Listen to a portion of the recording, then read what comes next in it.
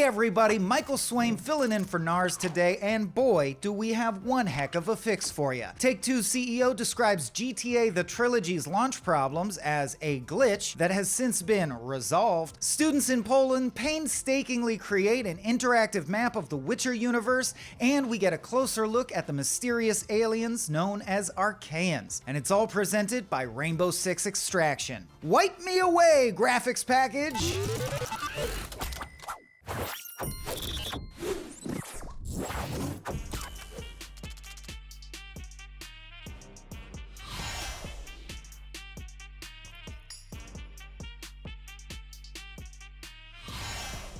Take-Two CEO Strauss Zelnick described the launch issues that plagued last year's release of Grand Theft Auto The Trilogy as a glitch that has since been resolved. During a CNBC interview, Zelnick talked about the release, directly addressing the issues that the collection of classic games suffered across a number of consoles. Zelnick said, quote, "With regards to the GTA trilogy, that was actually not a new title. That was a remaster of pre-existing titles. We did have a glitch in the beginning. That glitch was resolved." A glitch. Singular. That's what he said. For those who didn't follow the release of last year's GTA Remastered trilogy, or have burned the memory from their minds, the title's launch was far from smooth. Issues across consoles and PC ranged from seemingly downgraded character models to poorly implemented weather systems, bizarre effects caused by rendering distances, spontaneously growing cars, hexagonal donuts, truly derpy camera angles, and much, much more. In response to player backlash, Rockstar even ended up relisting the original versions of the game on PC, while it's set to work fixing the remasters. While there were certainly many problems with the game's launch on PC, PlayStation, and Xbox, those who bought the game on Nintendo Switch complained of further issues, including fluctuating frame rates, lower than expected resolutions, and long load times. Despite Rockstar acting to improve the performance of the GTA trilogy by deploying a number of patches, many fans may feel frustrated by Zelnick's comments, especially considering he then went on to say that the title has done, quote, "just great for the company." Oh good, well, at least you got the money we sent you. That's what really matters. In other recent Take-Two news, the company announced it has entered into an agreement to buy mobile game developer Zynga, with, in part, all that sweet GTA trilogy cash. The deal itself is valued at around $12.7 billion, and could have been the highest valued video game acquisition of all time, had Microsoft not announced its plans to buy Activision Blizzard for $68.7 billion a few days later. Zynga is one of the world's most successful mobile games developers, having created a number of popular mobile games such as Words with Friends, which is not Scrabble, how dare you even imply that, Farmville, and Harry Potter Puzzles and Spells. The company is currently busy working on Star Wars Hunters, which is set to launch on Nintendo Switch in 2022. How do you feel about Zelnick's take? Let us know down in the comments, he said, already feeling the flames crackling up from below. Next on the docket, students at Warsaw University have created a fully detailed 2-scale map of the Witcher universe's continent, and it shows off the true scope of Geralt's adventures, from Kaer Morhen to Skellige and beyond.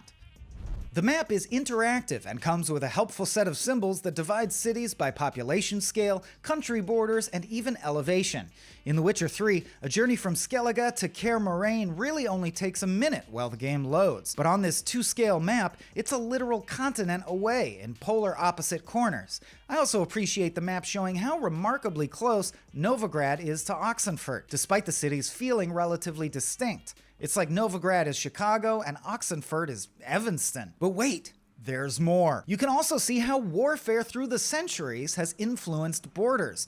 In The Witcher 3, Nilfgaard has all but won the war for control of Temeria, and subsequently Redania. It's easy to see how their southern position would have given them a strong start to invading Sintra, Ciri's original home, and on towards Brokilon and Temeria. It's no wonder the Novigrad region takes center stage, given its immediate proximity to Redania, where King Radovid exacts his lethal campaign against mages in the game.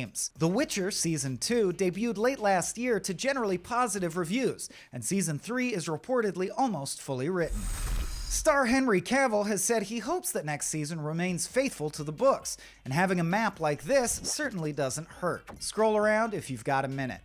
Finally today, in Rainbow Six Extraction, you'll face off against aliens that decidedly do not come in peace. Each of them has their own unique set of abilities, strengths, and weaknesses that you'll need to consider before engaging them in combat. Lurkers are sneaky Archaeans who can cloak themselves and other enemies to sneak up on your squad. Keep an eye out for blurry outlines before it's too late. Breachers have distinct weak spots on their back that explode when attacked, and this can be useful to take out groups of enemies but deals tons of damage to operators if they get too close. Proteans are the ultimate Archaean variant. They can be found in the Singularity and are able to mimic the form of React operators, so be extremely cautious when facing them in combat. Want to learn more about the other Archaean archetypes? Then check out IGN's interactive experience at the link below to get all the details you'll need to take them down. Take back the US from the Archaeans in Rainbow Six Extraction. Available January 20th on PlayStation 4, PlayStation 5, Xbox Series X and Series S,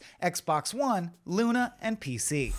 And that's your fix of gaming news for January 21st, 2022. Thanks for having me, but check back Monday when Nars will return to the hosting seat in all her glory. And in the meantime, to stay on top of everything games and entertainment, keep it locked to IGN. Gimme, gimme, gimme, gimme! Yes!